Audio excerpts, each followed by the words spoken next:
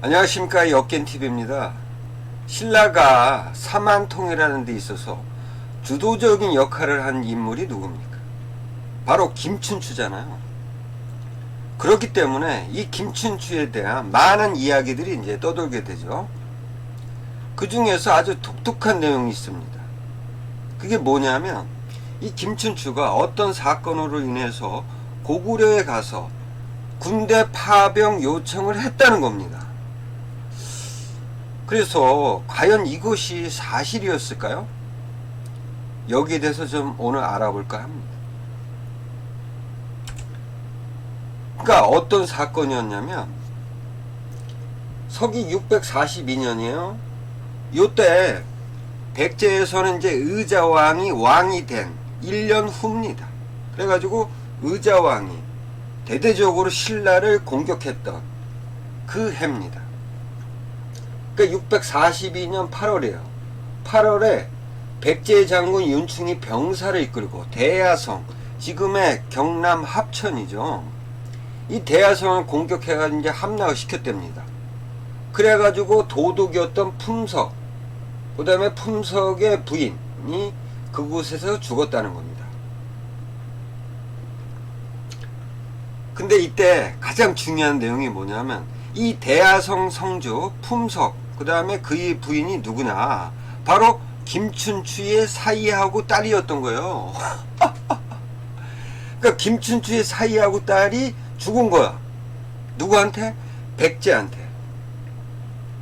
그래서 겨울에 이제 선덕 여왕이 장차 백제를 정벌하고자 대야성의 패배를 보복하고자 김춘추를 고구려에 보내서 군대를 요청을 했다는 겁니다.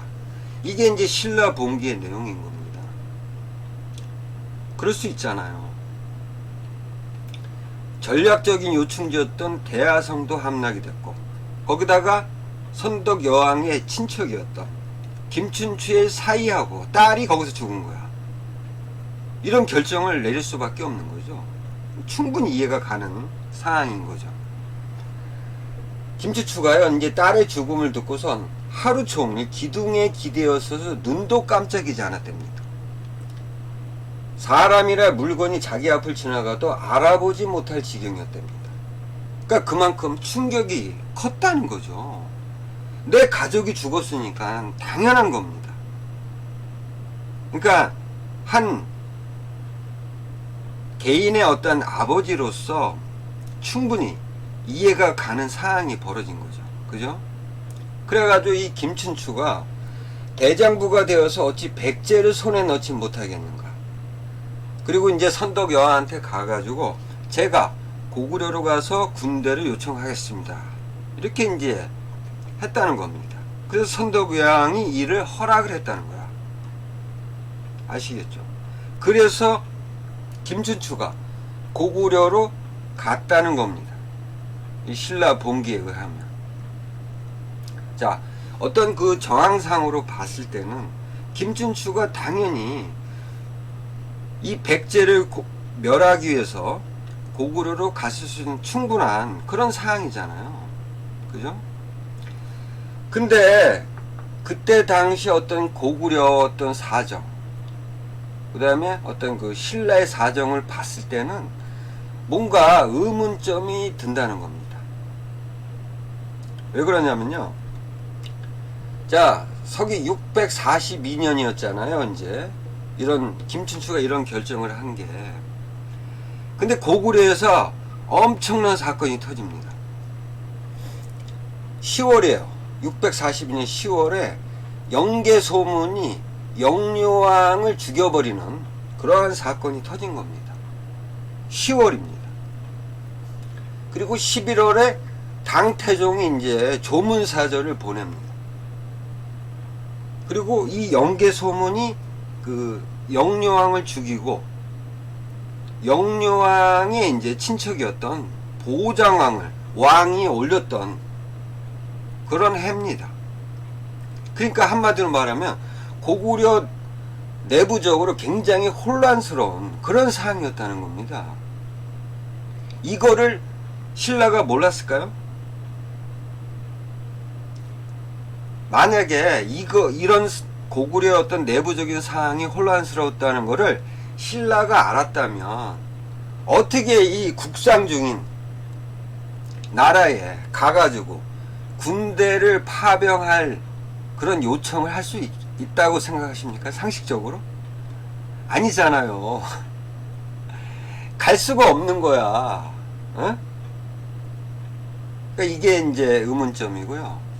그 다음에 좀 기록상에 좀 오류가 좀 보입니다. 왜냐하면 신라 본기에 따르면 이제 642년 8월에 백제가 이제 고구려하고 모의를 했대요.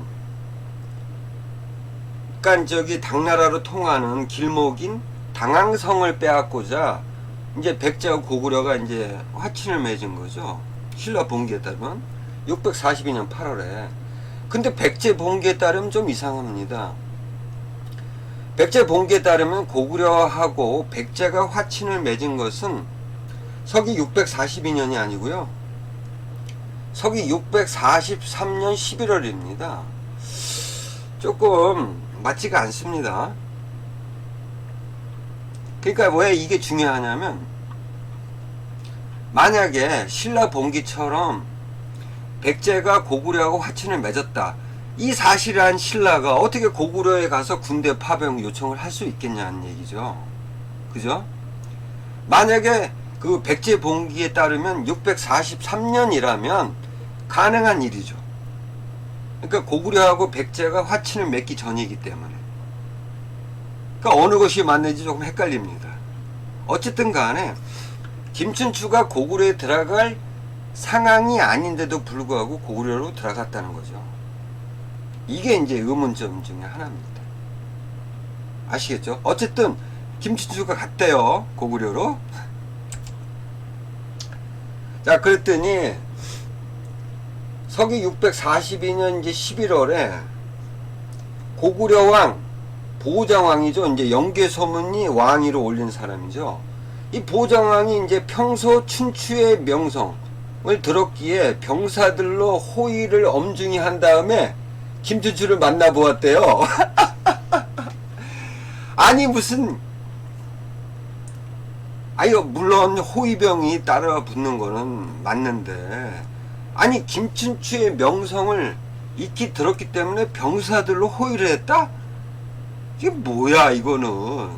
어쨌든 간에 그래서 이제 보정왕하고 김춘추가 이제 만나게 된 겁니다. 이렇게.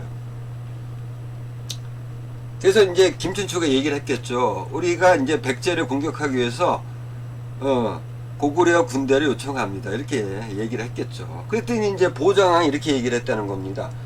중령은 본시 우리 땅이었어. 근데 너희 신라가 뺏어갔잖아. 그거를 돌려줘. 그러면 병사를 보낼 수 있다. 이렇게 얘기를 한 겁니다. 그랬더니 김춘추가 당연히 어떻게 뺏은 땅을 돌려주냐고. 내가 군대 파병 요청을 하러 온 이유는 공동의 적이잖아. 어? 고구려도 백제한테 별로 감정이 안 좋은 상황이고 신라도 지금 백제한테 지금 공격하려고 왔던 거 아닙니까? 그 둘이 합쳐서 백제를 공격하자는데 땅을 돌려달라는 거야. 이거 줄 수가 없는 거지 김춘추가. 그래서 거절합니다. 그랬더니 보장왕이 김춘추를 별관에 가두었다는 거야. 그래서 김춘추가 몰래 사람을 시켜가지고 이제 신라로 보내가지고 선덕 여왕한테 이 사실을 알려준 겁니다. 그랬더니 선덕 여왕이 대장군 김유신에게 명해가지고요 결사대 1만 명을 거느리고 고구려로 진군하게 했답니다. 결사대. 와. 그랬더니 이 보장왕이 지금 10,000명이 신라군들이 이제 쳐들어오니까 그래서 보장왕이 김춘추를 놓아주어서 돌려보내줬다는 내용입니다. 좀 이상하지 않습니까? 아니 그 협상이라는 게 뭔가 자기만의 어떤 카드를 갖고 간 거 아닙니까? 그러니까 김춘추의 카드는 뭡니까? 군대를 받는 거잖아. 고구려 군대를. 근데 보장왕이 이렇게 한마디 했다고 해서 이거를 그 자리에서 거절해버렸다? 이거는 아닌 거죠. 응? 막 서로 밀당을 하는 게 협상이잖아. 어쨌든 간에 신라본기의 내용인 거야. 좀 이상한데 김유신 열전에는 좀 틀립니다. 이 신라본기의 내용하고. 그러니까 이제 김춘추가 이제 고구려로 들어간 게 이제 60일이 지나도록 이제 돌아오지 않고 있었다는 거야. 그래서 이제 김유신이가 용사 3,000명을 뽑아놨대. 아니, 자 보세요. 아니 왜 용사 3,000명을 뽑아놓냐고. 뭐 민간 용사를 뽑아놓은 거지 아니면 군대에서 착출한 건지 모르겠어 정확히는. 어쨌든 간에 그래서 이제 선덕 여왕한테 이제 제가 가겠습니다 이렇게 이제 요청을 한 겁니다. 그때 고구려 첩자인 덕창이라는 사람이 이제 중이래요. 스님, 이 사람이 이제 지금 용사 3,000명을 김유신이가 이제 뽑아놓고 이제 고구려로 공격하겠다는 이 사실을 이제 고구려 왕한테, 보정왕한테 알렸다는 겁니다. 그래가지고 보정왕이 김춘추를 이 소식을 듣고 후한 예로 김춘추를 돌려보내줬다는 거야. 좀 이상하지 않습니까? 그러니까 신라본기하고 이 김유신 열전에 보면 이 보장왕이 김춘추의 어떠한 명성이 어마어마했기 때문에 거기다가 신라군들이 지금 쳐들어온다. 겁을 잔뜩 집어먹고 김춘추를 고이 돌려보내줬다는 거야. 그러니까 이렇게 조금 이상한 내용들을 김부식이가 이렇게 봉기하고 그 다음에 김유신 열전에 기록을 하면서도 이렇게 논평을 합니다.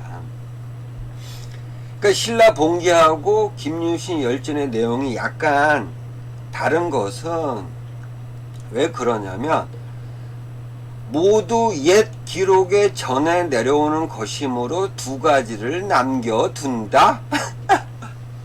그러니까 그 이제 곡이라고 해가지고 이제 시중에 떠도는 잡서나 아니면 그 절에서 대대로 내려오는 어떠한 그런 기록들이 많았단 말이죠.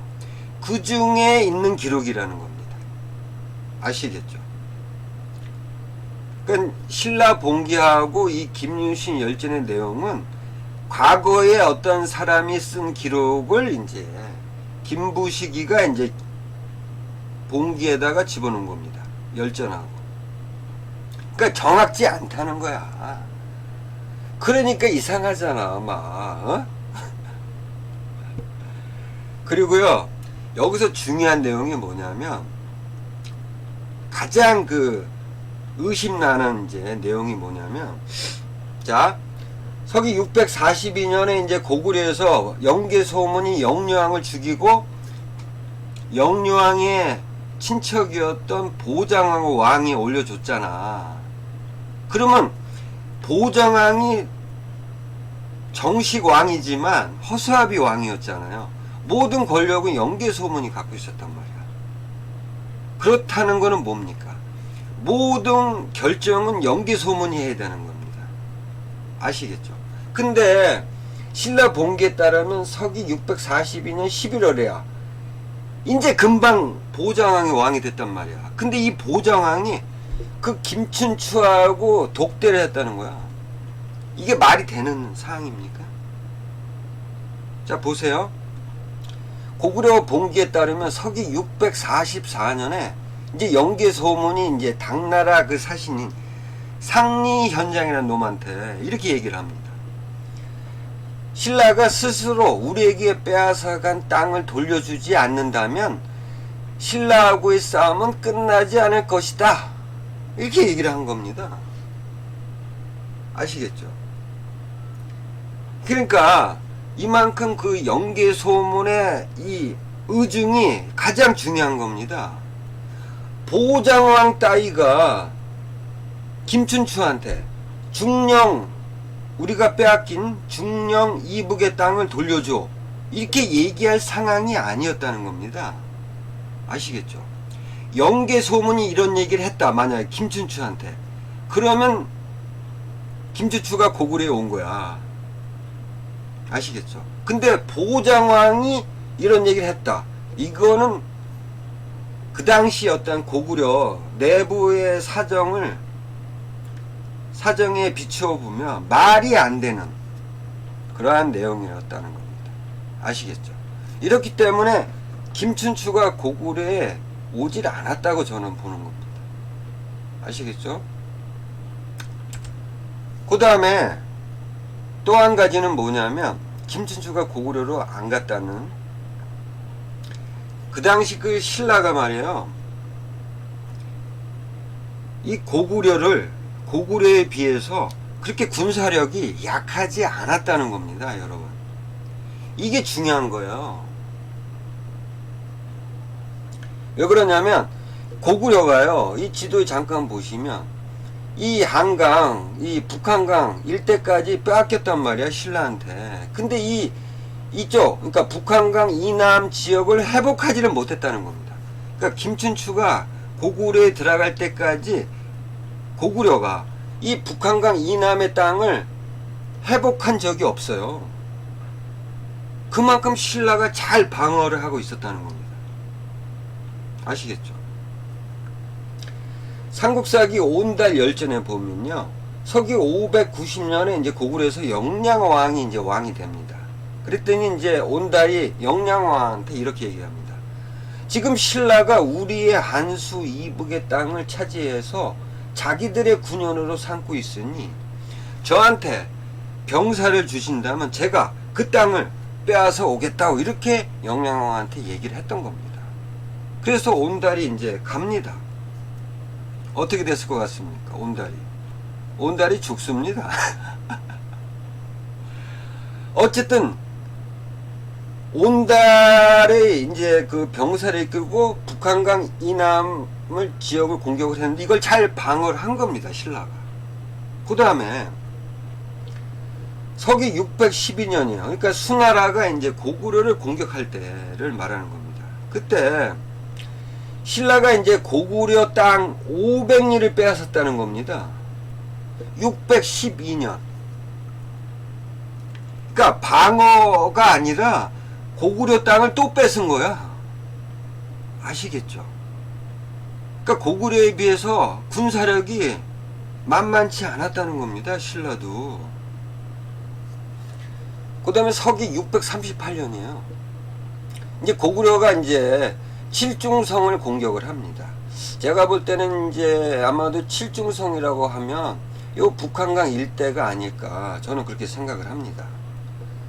근데 고구려가 칠중성 공격을 했는데 신라의 대장군이었던 알천공이라고 있잖아요. 이 알천공이 이제 고구려하 군대랑 싸워서 대승을 겁니다. 대승리를 거둬요. 아시겠죠? 그러니까 고구려가 계속 이 한강 이남을 노렸지만 신라한테 번번이 패퇴를 했다는 겁니다. 아시겠죠? 그리고 더욱 놀라운 것은 서기 645년에 이제 당태종이 이제 고구려를 공격을 할 때 선덕 여왕이 병사 3만 명을 보내줬다는 겁니다. 와! 물론 이게 뭐 사실인지 아닌지 모르겠어요. 어쨌든 이만큼 고구려의 군사력에 비해서 신라가 결코 뒤지지 않았다는 겁니다. 그렇다면 신라 단독적으로 고구려한테 군대를 요청하지 않고서도 백제를 충분히 공격할 수 있는 상황이었다는 겁니다. 아시겠죠? 그리고 이 신라 왕실은요, 이 남의 나라에 군대를 막 요청하고 그런 적이 없어요. 오로지 한 나라에만 이제 집중적으로 군대를 요청합니다. 그게 바로 이제 당나라입니다. 당나라. 서기 608년이에요. 그러니까 진평왕이 이제 고구려가 자주 영토를 침범한다고 해가지고 수나라의 병사를 요청합니다. 그러니까 뭐 수나라나 당나라나 똑같은 놈들이잖아. 이때부터 군대를 요청한 거야. 고구려를 치기 위해서. 그 다음에 서기 625년에 당나라에 사신을 보냅니다. 고구려가 길을 막고 있어요. 그래서 조공하기가 힘듭니다. 어떻게 좀 해주세요. 또 이렇게 읍소를 합니다. 자, 보세요. 그러니까 이렇게 고구려에 비해서 군사력이 그렇게 크게 뒤지지 않는 신라가 왜 이렇게 이 수나라, 당나라한테 이렇게 가가지고 왜 이렇게 읍소를 했을까요? 이거는 계책입니다. 외교예요, 외교. 충분히 신라 단독으로도 충분히 고구려를 지금 최대한 막고 있잖아. 근데 계속 이 수나라, 당나라, 중국 놈들한테 가서 읍소를 하는 겁니다. 아시겠죠? 이거는 뭐냐면요, 우쭈쭈 해준 거야, 계속. 그러니까 너희들이 우리가 막을 수도 있지만 너희들의 힘을 빌리면 우리가 좀 더 고구려를 충분히 방어할 수 있다. 이런 계산에 의해서 계속 읍소를 한 거야. 아시겠죠? 무슨 김춘추를 보내가지고 고구려 군대를 요청을 했겠냐고요. 아시겠죠? 그리고 가장 핵심은요, 신라 왕실은요, 내무랑 이후에 고구려하고 한 번도 화친 관계를 맺은 적이 없습니다. 아시겠죠? 그러니까 내무랑이 고구려가 세운 실성 이사금을 죽이고 왕이 됐잖아요. 그 이후부터 이 내무랑은 고구려에 대한 반감이 굉장히 컸던 왕입니다. 그 이후부터는 고구려하고 사신 교환 뿐만 아니라 화친 관계를 맺은 적이 한 번도 없습니다. 이랬던 신라 왕실이 고구려에 들어가서 군대를 요청할 것 같습니까? 말도 안 되는 얘기입니다. 서기 625년에 이제 당나라에 사신을 보냅니다. 그래가지고 이제 읍소를 했잖아요. 진평왕이 고구려가 조공하는 길을 막고 있어요. 이거 어떻게 좀 처리 좀 해주세요. 이렇게 된 겁니다. 그랬더니 그 이듬해 당나라에서 사신을 이제 보냅니다. 아니죠. 죄송합니다. 신라가 또 당나라에 사신을 보내는 겁니다. 계속 읍소를 하는 거야. 어떻게 좀 처리 좀 해달라고. 그러니까 그 당시 당나라 왕인 당고조가 이제 주자사를 통해서 이제 조칙을 보낸 겁니다. 어떤 내용을 이제 조칙을 보냈냐면, 야, 자꾸만 와가지고 귀찮게 하지 말고 고구려하고 화친을 맺어. 고구려한테도 내가 그렇게 일렀어. 이렇게 보낸 겁니다. 화친을 맺으라는 거야.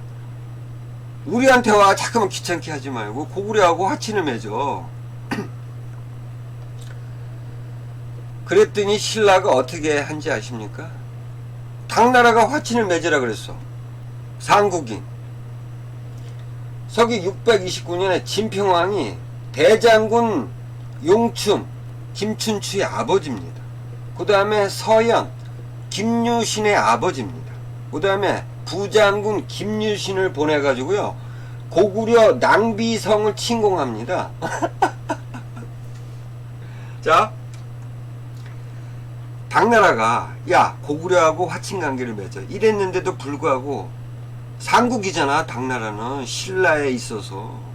근데 이 말을 안 듣고 진평왕이 먼저 성공을 합니다. 선빵을 날린 거야, 고구려에. 그 다음에 서기 639년에는요, 그러니까 이때가 언제냐면 칠중성 전투. 그러니까 알천이 이제 칠중성에서 고구려군을 대패시켰잖아요. 그 이유를 말하는 겁니다. 그 이후 하슬라주를 이제 북소경으로 삼고 사찬 진주에게 명하서요, 그곳을 지키게 했답니다. 이제 완전히 영토를 공고히 한 거야. 내가 뺏었으니까. 아시겠죠? 고구려하고 하친할 생각이 없었던 거야, 신라 왕실은요. 서기 643년에요. 이제 당나라에 또 사신을 보냅니다. 그래가지고 고구려하고 백제 두 나라가 이제 이때 643년이면 백제 봉기에 따르면 이제 고구려하고 화친을 맺잖아. 백제가. 그거를 말하는 거죠. 그러니까 고구려하고 백제가 이제 군대를 연합해서 신라를 이제 영토를 빼앗고자 이번 9월에 크게 병사를 일으키려고 한다는 거야. 일이 되면 신라 사직은 보존될 수 없다. 이렇게 또 가가지고 당나라한테 가가지고 또 낑낑거린 거야. 그래서 대국에 우리 신라의 운명을 맡겨보려 하오니 약간의 병사라도 빌려줘서 구원해 주기를 바랍니다.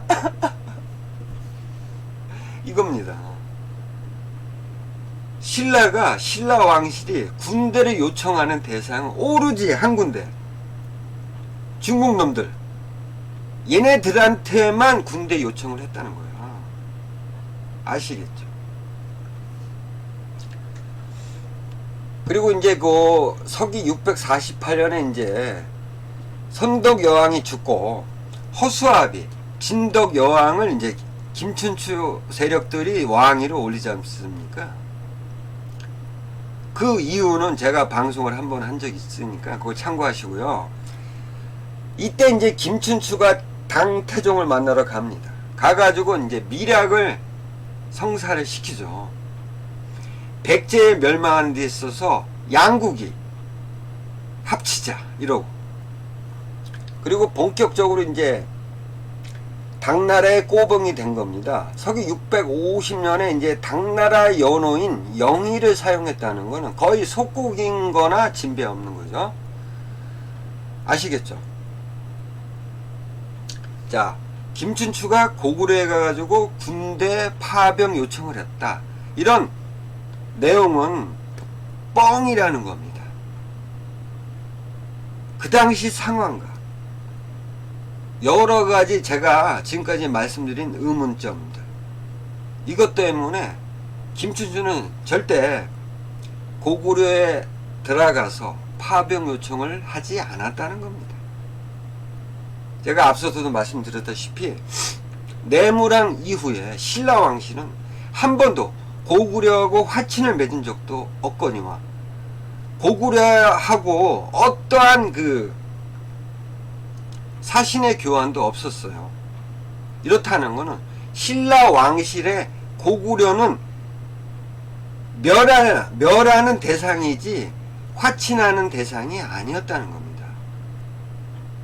이런 상황에서 아무리 대야성이 함락이 되고 그 다음에 김춘추의 가족이 죽었다고 할지라도 이러한 그 어떻게 보면 금기죠. 고구려하고 화친을 맺는 것은 금기입니다.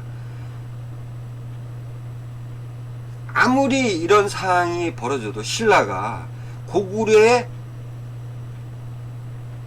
김춘추를 보내가지고 군대에 파병 요청했다, 이러할 이유가 없었다는 겁니다.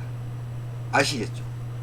단지 이 이야기는요, 그 김춘추가 사만통이라는 데 있어서 주도적인 역할을 했기 때문에 단지 영웅담의 하나일 거라는 거죠. 아시겠죠? 영웅담일 뿐인 거야. 김춘추가 고구려에 들어간 적이 없다는 겁니다. 아시겠죠? 다음에 또 좋은 내용으로 찾아뵙도록 하겠습니다. 감사합니다.